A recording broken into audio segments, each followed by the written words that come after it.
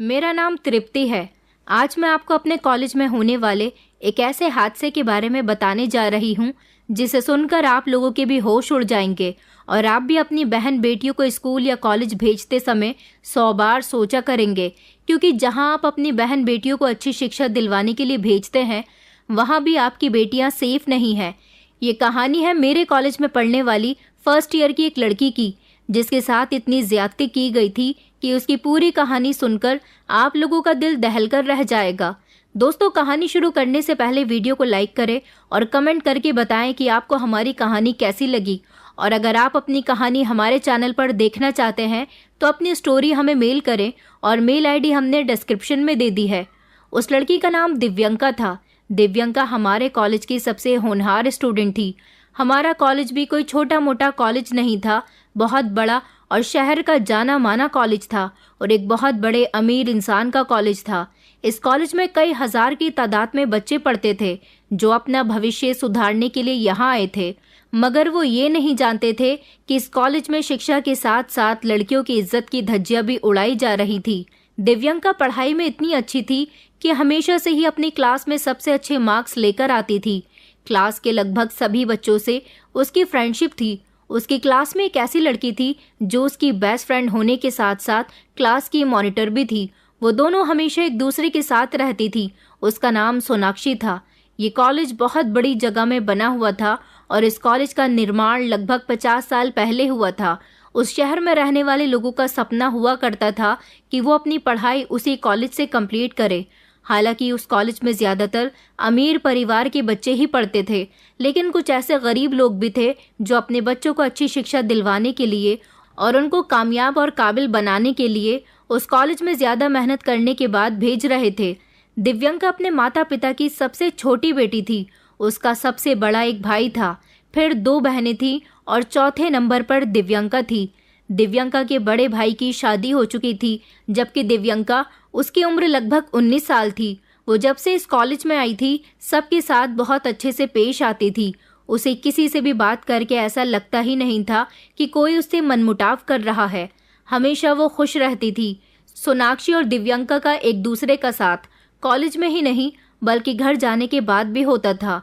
वो दोनों एक दूसरे को अपने घर फैमिली फंक्शंस में भी इनवाइट करती थी, जबकि हर हफ्ते एक दूसरे के साथ घर से बाहर टाइम स्पेंड करने के लिए भी जाती थी और एक दूसरे से कॉल पर भी खूब बातें किया करती थी।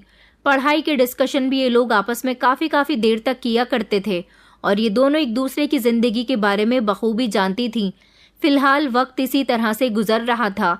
दोनों की पढ़ाई बहुत अच्छी चल रही थी। दिव्यंका देखने में बहुत खूबसूरत थी। एक दिन कॉलेज में एक नए मेल प्रोफेसर आए थे। वो एज में काफ़ी बड़े थे। एक दिन वो क्लास में पढ़ा रहे थे। जब पढ़ाते समय उन्होंने सभी स्टूडेंट से पढ़ाई से रिलेटेड एक ही क्वेश्चन किया था। उस क्वेश्चन का जवाब काफ़ी सारे स्टूडेंट्स ने दिया था, जिनमें एक दिव्यंका भी शामिल थी।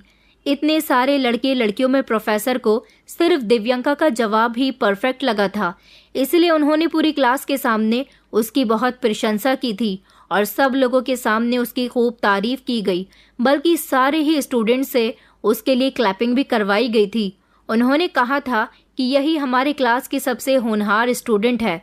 ये सब देखकर दिव्यंका को बहुत अच्छा लगा था, मगर वो ये नहीं जानती थी कि प्रोफेसर द्वारा की गई उसकी प्रशंसा या उसकी तारीफ उसके कॉन्फिडेंस को बढ़ाने के लिए नहीं थी, बल्कि उसको अपनी तरफ फंसाने के लिए थी। बस उसी दिन से दिव्यंका की जिंदगी के बुरे दिन शुरू हो गए थे। वो ये नहीं जानती थी कि अब उसकी जिंदगी में कितना बड़ा भूचाल आने वाला है। उसके चेहरे की मुस्कुराहट छिनने वाली है। उस दिन तो बहुत खुश होने की वजह से वो अपने घर वापस आ गई थी और उसने खुशी खुशी अपनी फैमिली के साथ भी ये बात शेयर की थी कि वो जवान लड़की थी, बेहद खूबसूरत थी और फिर इतनी इंटेलिजेंट भी थी, इसीलिए उसे ऐसा लगता था जैसे वो हर काम में परफेक्ट थी। अब हर दिन इसी तरह से पूरी क्लास में प्रोफेसर दिव्यंका की तारीफ करते रहते थे। कई बार तो ऐसा हुआ था कि उन्होंने दिव्यंका को अकेले में भी बात करने के लिए बुलाया था। वो ये बात कभी समझ न सकी थी कि आखिर प्रोफेसर उस पर इतने मेहरबान क्यों हो रहे हैं। कॉलेज से दूर रहने वाली सारी ही लड़कियां ज्यादातर वैन से जाती थी और पूरे कॉलेज में लगभग 60% मेल टीचर्स थे, जबकि 40% फीमेल टीचर्स थी। हाल फिलहाल में कई बार नए प्रोफेसर दिव्यांका को अकेली क्लासरूम में किसी न किसी बहाने बात करने के लिए बुलाते रहते थे। ये बात एक दिन बातों ही बातों में दिव्यांका ने जब सोनाक्षी से कही तो सोनाक्षी ने उस प्रोफेसर से अकेले में ना मिलने की एडवाइस दी, मगर वो कहने लगी कि मुझे सर पढ़ाई से रिलेटेड बातें ही समझाने के लिए बुलाते हैं। सर तो बहुत अच्छे हैं, मुझे सर पर पूरा विश्वास है, मैं सर के बारे में कभी कुछ गलत नहीं सोच सकती। सोनाक्षी ने दिव्यांका को समझाया था कि मैं मानती हूँ कि शुक्ला सर अच्छे हैं, मगर सोचो ज़रा कि वो तुम्हें अकेले में ही क्यों बुलाते हैं। मुझे ये सब कुछ ठीक नहीं लगता। तुम सर को बोल देना, उन्हें जब भी तुमसे बात करनी हो वो क्लासरूम में ही तुमसे बात किया करें। दिव्यांका उसकी बात को अच्छी तरह से समझ गई थी। एक हफ्ते के बाद जब दिव्यांका को प्रोफेसर ने क्लास के किसी पर्सनल काम के लिए अकेले में बात करने के लिए बुलाया तो दिव्यांका ने उन्हें साफ इनकार कर दिया था और कहा था कि सर, आपको जो भी बात करनी है यह मुझसे सबके सामने करें, मैं आपसे अकेले में मीटिंग नहीं कर सकती।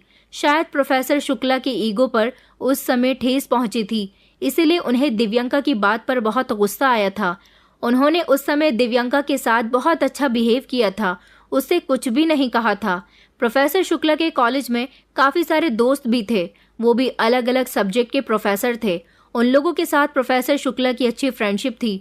वो फ्री टाइम में ज़्यादातर अपने दोस्तों के साथ हंसी मजाक करते रहते थे। कई दिन इसी तरह से गुजर गए थे। प्रोफेसर शुक्ला ने दिव्यांका पर नज़र रखनी शुरू कर दी थी। अब वो उससे रिलेटेड सारी इन्फॉर्मेशन इकट्ठी करने में लगे रहते थे। प्रोफेसर शुक्ला को पता चला कि दिव्यांका भी वैन से अपने घर जाती है। सारी लड़कियां एक साथ वैन में बैठती हैं और दिव्यांका भी उनके साथ साथ ही वैन में बैठ जाती है। प्रोफेसर शुक्ला ने दिव्यांका की वैन के ड्राइवर और कॉलेज के अपने मेल प्रोफेसर दोस्त और गार्ड के साथ मिलकर एक बहुत बड़ा प्लान बनाया था। आखिरकार वो मर्द थे और आसानी से प्रोफेसर शुक्ला की बातों में आ सकते थे। अगर उन लोगों को किसी खूबसूरत लड़की की इज्जत के साथ खेलने का मौका मिलता तो वो ये मौका कैसे छोड़ सकते थे। उन्होंने प्लान बनाया कि वो किसी दिन दिव्यांका की इज्जत के साथ खिलवाड़ करेंगे। ये सब उन्होंने बड़ी ही प्लानिंग के तहत किया था। इसलिए अपने प्लान पर कामयाब होने के लिए न जाने वो कितने समय से काम कर रहे थे और अब फाइनली वो दिन भी आ गया था जब वो लोग दिव्यांका को अपने जाल में फंसाने वाले थे। बेसमेंट में क्लासेस चालू होते समय ज़्यादातर कोई नहीं जाता था क्योंकि वहाँ पर कॉलेज का फालतू फर्नीचर रखा हुआ था और कुछ आलतू फालतू सामान भी मौजूद था। उस दिन प्रोफेसर अपने क्लास में पढ़ाने के बाद बेसमेंट में जाकर बैठ गए थे। उन्होंने अपना मोबाइल निकाला और वैन ड्राइवर को कॉल करके बुला लिया था, जबकि प्रोफेसर के तीनों दोस्त भी अपनी अपनी क्लास निपटाने के बाद जल्दी से बेसमेंट में आकर बैठ गए थे। ये सब जो वो करने जा रहे थे वो बहुत गलत था। उनके प्लान के बारे में किसी को पता न चल जाए, इसीलिए वो लोग बड़ी ही खामोशी से अपने प्लान को अंजाम दे रहे थे और आज दिव्यांका के साथ बहुत गलत करने वाले थे। उस समय हम सब लोग अपनी अपनी क्लासेस में बैठे दूसरे सब्जेक्ट की पढ़ाई कर रहे थे। तभी अचानक क्लास के अंदर एक स्टूडेंट आता है और वो दिव्यांका से कहता है कि दिव्यांका को प्रोफेसर शुक्ला ने किसी काम के लिए बुलाया है, उसे क्लास के बाहर जाने की परमिशन दे दी जाती है। इस तरह दिव्यांका अपने क्लास से निकलकर जैसे ही बाहर आती है, प्रोफेसर शुक्ला उसे बातों ही बातों में अपने साथ लेकर बेसमेंट में चले जाते हैं और उसे किसी प्रोजेक्ट के बारे में समझाने लगते हैं। दिव्यांका को ये समझ नहीं आई कि प्रोफेसर शुक्ला का बेसमेंट में प्रोजेक्ट समझाने का क्या मतलब था। वो बेचारी भोली भाली बिना कुछ सोचे समझे ही उनकी बातों में आ गई। प्रोफेसर शुक्ला ने अब उसे जाने के लिए कहा था। इतने में बेसमेंट से निकलकर दिव्यांका जाने ही वाली थी जब अचानक बाहर से किसी ने बेसमेंट का दरवाज़ा लॉक कर दिया। दिव्यांका जोर जोर से दरवाज़ा बजा रही थी। तभी प्रोफेसर शुक्ला ने उससे पूछा कि क्या हुआ दिव्यांका, तुम परेशान लग रही हो, क्या बात है। दिव्यांका ने कहा कि सर देखिए ना, दरवाज़ा नहीं खुल रहा। सर ने भी दरवाज़ा खोलने की कोशिश की तो दरवाज़ा नहीं खुला। वो परेशान होने की एक्टिंग करने लगे। दिव्यांका के चेहरे पर पसीना आने लगा था क्योंकि वो उस समय बहुत परेशान हो रही थी। दरवाज़ा ना खुलने की वजह से उसके चेहरे के एक्सप्रेशन घबराहट भरे हो रहे थे। प्रोफेसर शुक्ला ने उसे तसल्ली दी कि परेशान नहीं हो, वो अभी बाहर गार्ड को कॉल करके दरवाज़ा खुलवाते हैं। उन्होंने गार्ड को कॉल किया और उससे कहा कि काम हो गया है। दिव्यांका ने ये बात नहीं सुनी क्योंकि वो तो इस समय बहुत घबराई हुई थी। तभी बेसमेंट में छुपे हुए बाकी प्रोफेसर्स भी बाहर निकल आए और ऐसे अनजान बनने की एक्टिंग करने लगे कि जैसे वो कुछ जानते ही नहीं है। कहने लगे कि क्या हुआ, कोई प्रॉब्लम है क्या। इसी तरह से बात शुरू हो गई, मगर दिव्यांका अभी भी घबरा रही थी। दिव्यंका कहने लगी कि सर प्लीज दरवाजा खुलवा दीजिए, इस समय मेरी क्लास कंटिन्यू है, मुझे जाना होगा। एक प्रोफेसर ने कहा कि बेटा अभी तुम्हें जाने की क्या जरूरत है, अभी थोड़ी देर में चली जाना, हमारे होते हुए तुमसे कोई कुछ नहीं कह सकता। ये कहते हुए वो धीरे धीरे उसके कंधे पर हाथ रखने लगे। जब दिव्यंका ने उनका हाथ झटक दिया और कहने लगी कि आप ये क्या कर रहे हैं सर, उसके बाद वो सब लोग जोर जोर से हंसने लगे और कहने लगे, अरे तुम घबरा क्यों रही हो, दरवाजा अभी खुल जाएगा। फिर वो धीरे धीरे उसके करीब आने लगे। दिव्यंका धीरे धीरे पीछे होते हुए दरवाजे से लग गई। वो जोर जोर से दरवाजा बजा रही थी, चीख रही थी, चिल्ला रही थी, मगर उसकी सुनवाई करने वाला कोई भी नहीं था, क्योंकि बाहर गार्ड जो मौजूद था वो उन लोगों के साथ मिला हुआ था। उसने जानबूझकर दरवाजा बंद किया था और वो अब इन लोगों की मर्जी के बिना दरवाजा नहीं खोलने वाला था। ये लोग अपने प्लान में कामयाब हो गए थे। दिव्यंका को इन्होंने पूरी तरह से अपने चंगुल में फंसा लिया था। वो हंस रहे थे और दिव्यंका से कह रहे थे कि अरे तुम्हें बाहर जाने की इतनी भी क्या जल्दी है, काफी दिनों से तुम्हारे साथ अकेले में वक्त गुजारने की कोशिश कर रहे हैं और आज मौका मिला है तो अपना पूरा फायदा उठाने दो ना। इन लोगों की बातें सुनकर दिव्यंका को यकीन नहीं हुआ था कि अब ये लोग इसका फायदा उठाने वाले हैं। धीरे धीरे एक एक करके चारों ने उसको टच करने की कोशिश की और अब वो सबको धमकी दे रही थी कि प्लीज मुझसे दूर हो जाओ, वरना वो सबको उनकी हकीकत के बारे में बता देगी। वो कह रही थी कि प्लीज सर मुझे छोड़ दीजिए, आखिर मैंने क्या किया है, आप लोगों को मुझे यहाँ से निकालना चाहिए, बल्कि आप लोग यहाँ पर मेरे बंद होने का फायदा उठा रहे हैं। तभी प्रोफेसर शुक्ला जोर जोर से हंसने लगे और कहने लगे कि हमने ही तो ये दरवाज़ा बंद करवाया है, ये हमारी मर्जी के बिना नहीं खुलेगा। तुम जानबूझकर यहाँ नहीं आई हो, बल्कि हमने पूरी प्लानिंग के बाद तुम्हें यहाँ पर बुलाया। ये सब सुनकर तो जैसे दिव्यंका के होश उड़ गए थे। वो कुछ सोचने समझने के काबिल न रही थी। वो बेचारी रो रही थी, गिड़गिड़ा रही थी, मगर एक एक करके अब ये दरिंदे उसके पास आ रहे थे। एक एक करके उन्होंने अपनी हवस को पूरा किया और फिर उसके बाद दिव्यंका की हालत इतनी बुरी कर दी कि वो बेचारी बोलने के काबिल भी न रही थी। मगर इस दरिंदगी के दौरान उसकी बहुत जोर जोर से चीखें निकल रही थी। वो रो रही थी। उसकी इतनी जोरदार चीखें थी कि हमारी क्लास बेसमेंट से जस्ट ऊपर ही थी, तभी हमें उसकी चीखों की आवाज़ आ रही थी, क्योंकि हमारे क्लास में उस समय टीचर पढ़ा रही थी, इसीलिए बहुत शांति थी। कुछ लड़कियों को दिव्यंका की आवाज़ आई तो उन्होंने इस बारे में एक दूसरे से डिस्कशन किया कि उन्हें किसी के चीखने की आवाज़ आ रही है, मगर कुछ लड़कियों ने कहा कि हमें तो आवाज़ नहीं आ रही। कुछ लड़के भी यही कहने लगे कि उन्हें भी आवाज़ आ रही है, मगर कुछ ने कहा कि हमें आवाज़ नहीं आ रही। इसी तरह काफ़ी देर तक हम लोग एक दूसरे से डिस्कशन करते रहे थे, जब अचानक सोनाक्षी का ध्यान गया कि क्लास में इस समय दिव्यंका मौजूद नहीं है। उसे प्रोफेसर शुक्ला ने बुलाया था। वो कहाँ गई, उसके साथ क्या हुआ, अभी तक वो यहाँ क्यों नहीं आई? यही बात उसने अपने टीचर को बताई, क्योंकि उस समय क्लास में फीमेल टीचर मौजूद थी। पहले तो हमारी टीचर को भी कोई आवाज़ नहीं आ रही थी, लेकिन जब धीरे धीरे चीखें तेज होने लगी तो उनको भी आवाज़ आने लगी थी। और फिर देखा जाने लगा कि आखिर ये चीखें कहाँ से आ रही हैं। कुछ समझ नहीं आ रहा था। हम सब लोग वहीं पर जमकर बैठ गए थे और दिमाग लड़ाने की कोशिश कर रहे थे कि आखिर चीखों की आवाज़ आ कहाँ से रही है।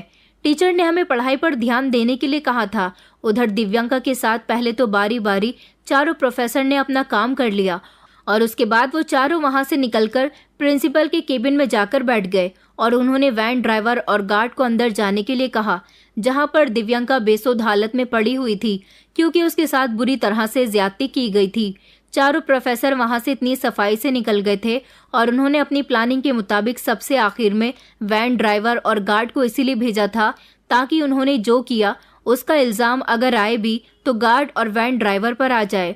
उन दोनों ने भी दिव्यंका के साथ दरिंदगी का आगाज किया था और अपनी हवस पूरी होने के बाद उन लोगों ने उसकी हालत इतनी ख़राब कर दी थी कि दिव्यंका ना तो चलने काबिल रही थी और ना ही कुछ बोलने काबिल रही थी। उसकी हालत बहुत बुरी हो गई थी। वो बुरी तरह से दर्द में कर्राह रही थी। वो भी होश में थी, मगर बार बार बचाओ बचाओ कह रही थी। उसकी आवाज़ अब उसके अंदर घुटकर रहने लगी थी, इसलिए अब उसके मुंह से ज़्यादा आवाज़ नहीं निकल पा रही थी। वो जितना हो सके मदद की गुहार लगाने की कोशिश कर रही थी, लेकिन अब क्या कर सकते हैं, कि कमजोरी की हालत में और वक्त के साथ साथ उसकी आवाज अब दबने लगी थी। गार्ड और वैन ड्राइवर भी वहां से दिव्यांका को लेकर अपने अपने निकलने की तैयारी कर रहे थे, लेकिन इतनी ही देर में उन दोनों को बेसमेंट के दरवाजे से वहां के सफाई कर्मचारियों ने निकलते हुए देख लिया था। उन लोगों ने प्लानिंग बनाई थी कि वो दिव्यांका की हालत खराब करने के बाद वैन ड्राइवर के हाथों से कहीं किसी जंगल में या नदी वगैरह में उसको जिंदा ही कहीं फिकवा देंगे, ताकि वो उनकी हकीकत लोगों को ना बता सके। लेकिन वो ये नहीं जानते थे कि उनको वहां का सफाई कर्मचारी देख लेगा। उसने देखकर इतनी देर में शोर मचाया। इतनी ही देर में गार्ड और वैन ड्राइवर वहां से भाग गए थे और सफाई कर्मचारियों ने पूरे कॉलेज में शोर मचा दिया। शोर की आवाज सुनकर सब लोगों का ध्यान भटकने लगा था और अपनी अपनी क्लासेस से सारे ही स्टूडेंट निकलकर बाहर आने लगे थे। सफाई कर्मचारियों ने जब दिव्यांका की हालत देखी तो उसे बहुत अफसोस हुआ था। उसने दिव्यांका को उठाया और शोर मचाकर वो सब लोगों को बताने लगा कि उसने गार्ड के साथ एक आदमी को यहाँ से इस लड़की को ले जाते हुए देखा है। वो लोग इस लड़की को यहाँ छोड़कर भाग गए और ये लड़की इसी कॉलेज की स्टूडेंट है, क्योंकि उसने कॉलेज की ड्रेस पहनी हुई थी। तभी कॉलेज के प्रिंसिपल मैडम, प्रोफेसर, टीचर्स और कुछ स्टूडेंट वहाँ पर आ गए। मगर स्टूडेंट का ये हादसा देखने के बाद प्रिंसिपल मैडम ने वहां से क्लास में सबको जाने के लिए कहा, क्योंकि प्रिंसिपल मैडम ने कहा कि इस मामले को यहीं दबा दो। अगर ये मामला ज्यादा उछला तो हमारे कॉलेज की रेपुटेशन खराब हो सकती है। इस तरह ये बात कुछ स्टूडेंट के सामने आ गई थी, तो कुछ स्टूडेंट अभी भी अनजान थे कि आखिर कॉलेज में हुआ क्या है और हंगामा किस बात का हो रहा है।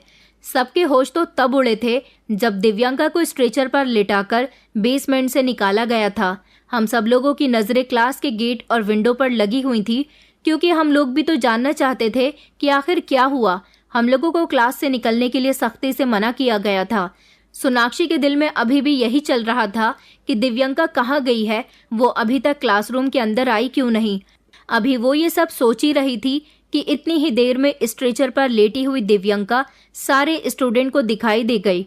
वो बुरी तरह से डर से कांप रही थी, धीमे धीमे कुछ बड़बड़ा रही थी। वो आधी बेहोशी में थी तो आधी होश में थी। उसका हाथ स्ट्रेचर से लटक रहा था।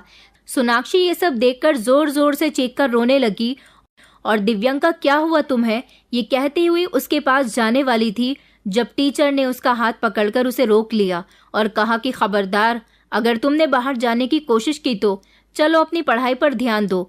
उन्होंने सबसे खामोश रहने के लिए कहा था और पढ़ाने की कोशिश कर रही थी ताकि हम सबका ध्यान पढ़ाई की तरफ बढ़ सके। लेकिन ये सब देखकर हमारे होश उड़ गए थे कि आखिर दिव्यांका के साथ ये क्या हुआ, उसकी हालत ऐसी क्यों हो रही है, क्योंकि हम तो कुछ भी नहीं जानते थे। मगर अब हम लोगों की समझ आया था कि जो धीमी धीमी चीखें हमें आ रही थी वो किसी और की नहीं बल्कि दिव्यांका की थी। मगर वो क्यों चीख रही थी? उसकी तबीयत खराब हो गई थी, वो बेहोश हो गई थी, या किसी ने उसके साथ कुछ गलत किया? ये सारे सवाल हमारे दिमाग में घूम रहे थे। दिव्यांका को अस्पताल में एडमिट करवाया गया था। उस दिन कॉलेज की जल्दी छुट्टी कर दी गई थी और सारे ही स्टूडेंट से जल्दी जल्दी कॉलेज से बाहर निकलने के लिए कहा गया था, क्योंकि किसी भी तरीके से प्रिंसिपल मैडम को कॉलेज खाली चाहिए था। वो नहीं चाहती थी कि कॉलेज में किसी भी तरह का हंगामा हो। हम सब लोग अपने घर आ गए थे। सोनाक्षी जो अपने घर आई थी और उसके दिमाग में अभी भी यही था कि दिव्यांका के साथ आखिर हुआ क्या। उसने दिव्यांका के घर के नंबर पर कॉल लगाई। वो उनसे ये पूछना चाहती थी कि दिव्यांका के साथ कॉलेज में जो हुआ वो उसके पेरेंट्स को पता है या नहीं। मगर कॉल करने के बाद दिव्यांका के पेरेंट्स ने बताया कि उन्हें सब कुछ पता है। सोनाक्षी भागते हुए अस्पताल गई। उसने अपनी मम्मी को भी ये सब बता दिया था। वो जब अपनी मम्मी के साथ अस्पताल पहुंची तो ये देखकर उसके होश उड़ गए कि अस्पताल में दिव्यांका का पूरा ही परिवार है और वो लोग बुरी तरह से रो रहे हैं। उन लोगों ने झट से सोनाक्षी से सवाल किया कि बेटा बताओ, दिव्यांका के साथ कॉलेज में क्या हुआ? तुम तो सब जानती हो ना, वो आज कॉलेज गई थी ना। सोनाक्षी कहने लगी कि आंटी, मैं तो खुद ये सब पूछने के लिए यहाँ पर आई हूँ, क्योंकि मुझे नहीं पता कि उसके साथ क्या हुआ। उस समय हम लोग क्लासेस ज्वाइन करने में बिजी थे। दिव्यांका को प्रोफेसर शुक्ला ने बुलाया था, क्योंकि वो उसे किसी न किसी बात के बारे में समझाते रहते थे। हमेशा ऐसा होता था कि वो उसे बुलाते रहते। लगभग 2 घंटे गुजर गए थे, मगर दिव्यांका का कोई अता पता नहीं था।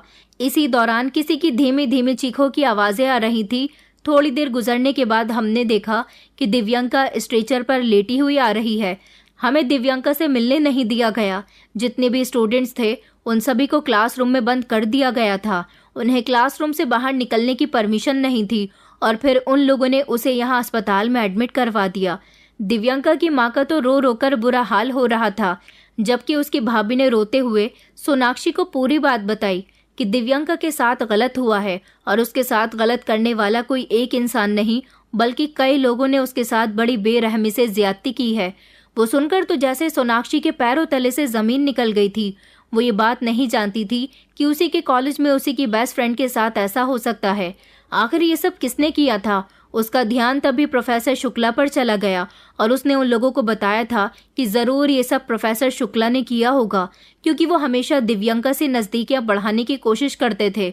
दिव्यांका के पेरेंट्स उससे मिलना चाहते थे, मगर ये केस अब पुलिस केस बन गया था। पुलिस भी इसमें इन्वॉल्व हो गई थी, क्योंकि हॉस्पिटल वालों ने पुलिस को सब कुछ बता दिया था। अब पुलिस कॉलेज जाकर सारे एविडेंस इकट्ठा करना चाहती थी, मगर कॉलेज जाने के बाद तो पता चला कि वहां से सारे ही एविडेंस रिमूव कर दिए गए हैं। बेसमेंट में कैमरे लगे हुए थे। जरूर दिव्यांका के साथ जो जो हुआ है वो सब कुछ कैमरे में रिकॉर्ड हुआ होगा, लेकिन पुलिस के वहां पहुंचने से पहले ही कैमरे की पूरी रिकॉर्डिंग डिलीट कर दी गई थी। वहां के कैमरे को बंद कर दिया गया था। सारे स्टूडेंट अपने अपने घर चले गए थे। टाइम से पहले ही कॉलेज की छुट्टी कर दी गई थी। पुलिस ने जब कॉलेज स्टाफ से जल्दी छुट्टी करने का रीजन पूछा तो उन्होंने बताया कि इस बच्चे की तबीयत बिगड़ गई थी। इसकी तबीयत इतनी नाजुक थी कि उन्हें वक्त से पहले स्टूडेंट को घर भेजना था कि कहीं किसी स्टूडेंट की इस बच्चे की हालत को देखकर तबीयत न बिगड़ जाए। फिर पुलिस ने बताया कि उन लोगों को इस बच्ची के बारे में सब कुछ पता है कि इस लड़की के साथ गलत हुआ है। इसकी मेडिकल रिपोर्ट करवाई गई है। मेडिकल रिपोर्ट आने में अभी टाइम था, जिससे ये पता चल सकता था कि सच में दिव्यांका के साथ गलत हुआ है या नहीं, क्योंकि डॉक्टर तो ये बात क्लियर कर चुके थे कि दिव्यांका के साथ गलत हुआ है और एक या दो लोगों ने नहीं बल्कि 2 से ज्यादा लोगों ने उसके साथ गलत किया है। कॉलेज की रेपुटेशन खराब न हो इसलिए वहां के पूरे स्टाफ ने मिलकर ऐसी शातिर प्लानिंग बनाई थी कि कोई भी अपना मुंह खोलने के लिए तैयार नहीं था। वो सफाई कर्मचारी जिसने वैन ड्राइवर और गार्ड को वहां से भागते हुए देखा था, वो भी अपना मुंह खोलने के लिए तैयार नहीं था। जो इस केस का चश्मदीद गवाह था उसको खामोश कराने की पूरी कोशिश की गई थी। फिलहाल हम लोग दिव्यांका की सलामती की दुआ कर रहे थे कि वो ठीक हो जाए और पुलिस को अपना ठीक बयान दे दे, मगर इलाज के दौरान उसकी मौत हो गई। पुलिस ने इस दौरान कॉलेज को सील कर दिया था, क्योंकि वो कॉलेज में अब स्टूडेंट का आना जाना इस केस के दौरान नहीं कर सकते थे। सारे ही स्टूडेंट बड़े परेशान थे कि आखिर मामला क्या है। जितना हो सके इस मामले को दबाने की कोशिश की जा रही थी। अब दिव्यांका की मेडिकल रिपोर्ट भी आ चुकी थी, जिसमें ये बात क्लियर साबित हो गई थी कि उसके साथ गलत हुआ है। वो मेडिकल रिपोर्ट जब पुलिस के हाथ में आई तो उस हिसाब से पुलिस ने इस केस में इन्वेस्टिगेशन करनी शुरू कर दी थी।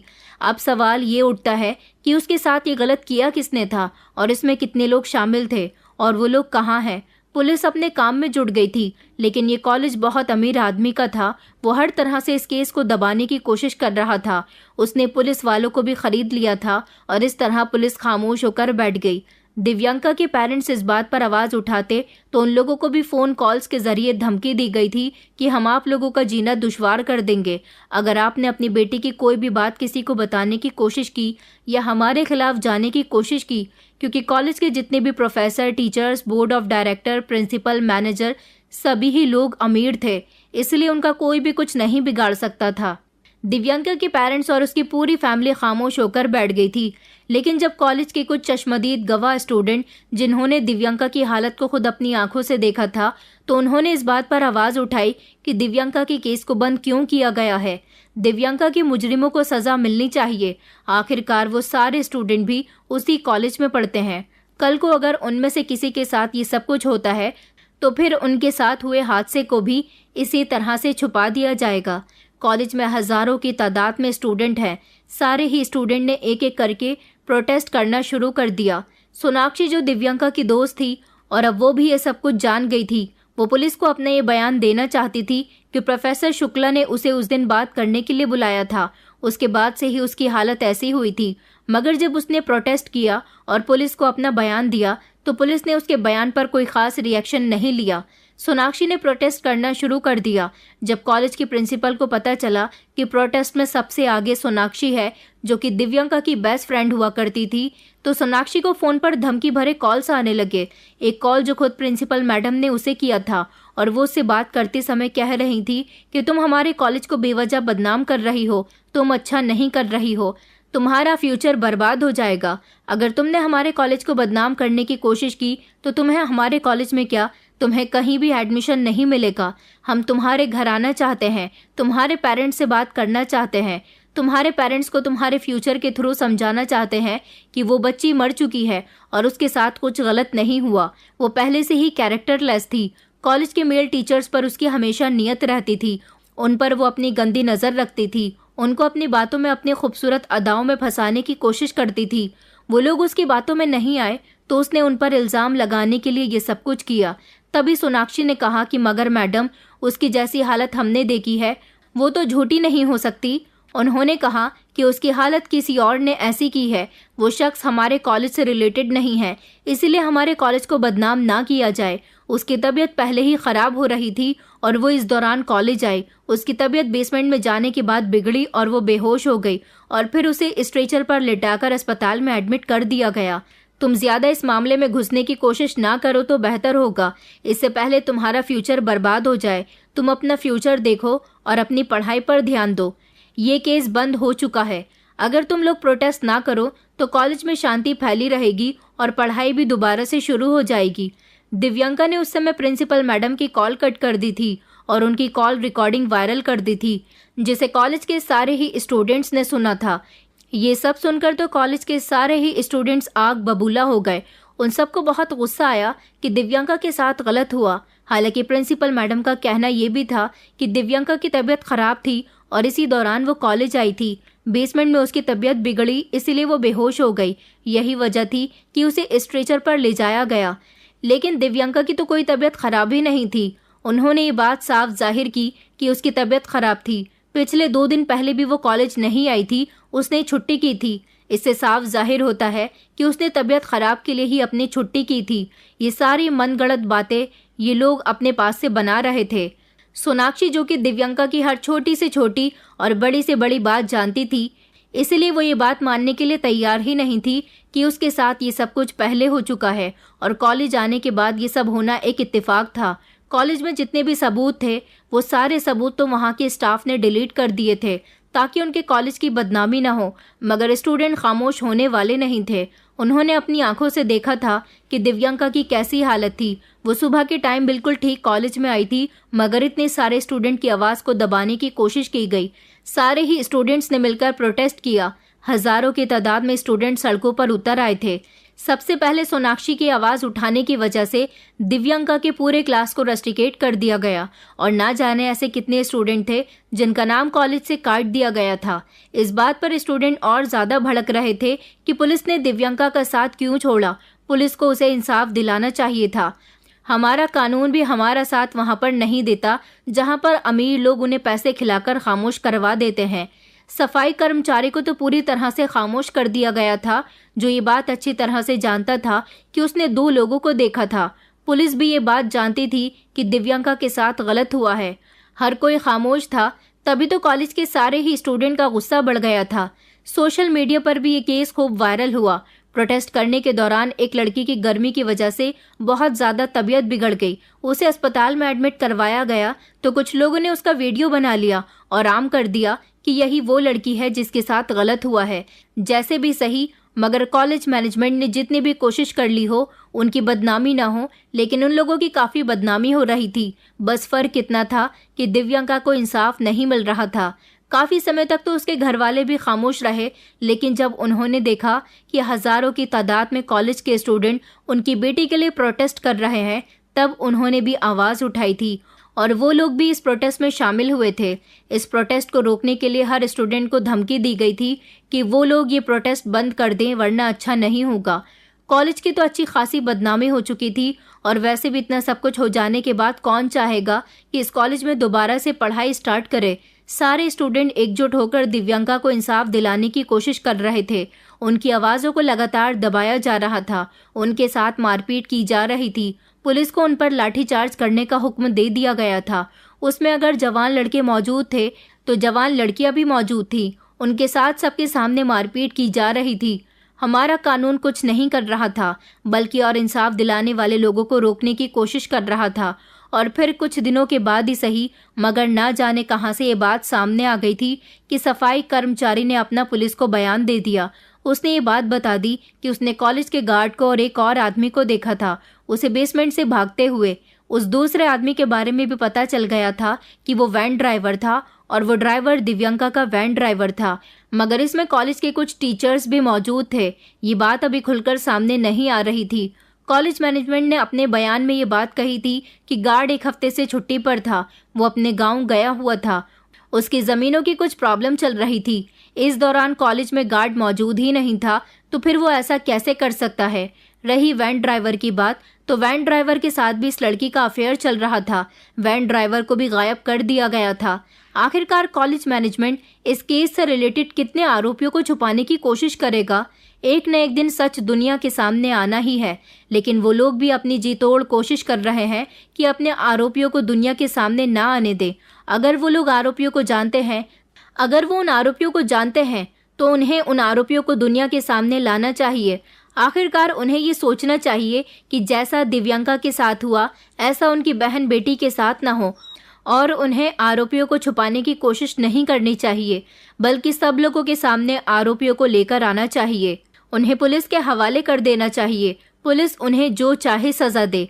दुनिया वालों को पता चले कि एक कॉलेज ऐसा है जहां पर एक लड़की के साथ गलत किया गया, तो वहां के कॉलेज मैनेजमेंट ने आरोपियों को इतनी कड़ी सजा दी कि दोबारा से कोई भी आरोपी किसी भी लड़की के साथ ऐसा गलत ना करे। और हमारे कॉलेज में सारी ही लड़कियां सेफ रहेंगी। इस तरह लड़कियों को प्रोटेक्शन मिलेगा, हिम्मत मिलेगी और पेरेंट्स भी इस बात से बेफिक्र रहेंगे कि हमारी बेटियों को कॉलेज में उनके साथ कभी कुछ गलत नहीं हो सकता। ऐसा करके तो कॉलेज मैनेजमेंट अपना और ज़्यादा नुकसान कर रही थी। दिव्यांका के पेरेंट्स भी चिल्ला चिल्लाकर अपनी बेटी के लिए इंसाफ की मांग कर रहे हैं, मगर कोई भी उनकी बेटी को इंसाफ नहीं दिला रहा। हालांकि प्रोटेस्ट के दौरान बहुत सारे नेता, एमएलए वगैरह स्टूडेंट्स को तसल्ली देने के लिए आ रहे हैं, मगर कोई उनका साथ नहीं दे रहा। सब लोग आते हैं, स्टूडेंट का इंटरव्यू लेते हैं, उनके साथ बातचीत करते हैं, उनको तसल्ली देते हैं और फिर वापस चले जाते हैं। अभी तक कुछ भी फाइनल नहीं हो सका। उधर सियासत में भी ये लोग अपना बोलबाला कर रहे हैं। आपस में नेता एक दूसरे से झगड़ रहे हैं। हर तरफ इस केस से रिलेटेड बातें फैली हुई थी। सोशल मीडिया पर लोग तरह तरह की बातें कर रहे थे। न्यूज़ रिपोर्टर आकर सारे स्टूडेंट से इंटरव्यू लेते हैं, उनसे बातचीत करते हैं, अपनी अपनी न्यूज़ टीवी चैनल पर चलाते हैं। बल्कि कुछ टीवी चैनल रिपोर्टर्स को भी खरीद लिया गया था, जो वहां जाकर स्टूडेंट्स को अलग अलग सवाल करके उन्हें तंग कर रहे थे। ये केस अब तक का एक ऐसा केस साबित हुआ था जिसमें एक मासूम और बेगुनाह लड़की को इंसाफ न मिलने की उम्मीद है। मैं आप लोगों से रिक्वेस्ट करती हूँ कि आप लोग दिव्यांका की ये दरिंदगी भरी कहानी सुनने के बाद अपनी क्या राय देते हैं, हमें ज़रूर बताइएगा। आप लोगों को लगता है कि क्या दिव्यांका को इंसाफ मिलना चाहिए, क्योंकि जो असल आरोपी है वो खुलेआम घूम रहे हैं और जो लोग उसे इंसाफ दिलवाना चाहते हैं उन्हें डराया धमकाया जा रहा है। उनका फ्यूचर बर्बाद कर देने की उन्हें धमकियां खुलेआम मिल रही हैं, लेकिन फिर भी हमारा पुलिस प्रशासन खामोश बैठा है। जिन नेताओं को हमारी मदद करनी चाहिए वो अपनी सियासत को इस केस के बीच में डालकर अपनी सियासत को बढ़ावा दे रहे हैं, ना कि उस मासूम लड़की को इंसाफ दिलवा रहे हैं।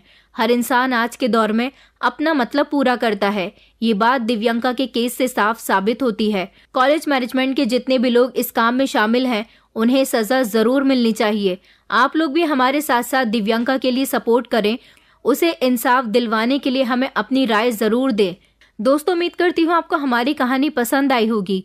कहानी पसंद आई है तो वीडियो को लाइक करें, चैनल पर नए हैं तो चैनल को सब्सक्राइब करें और हाँ, नोटिफिकेशन बेल को ज़रूर दबाएं ताकि अगली अपडेट सबसे पहले आपको मिले।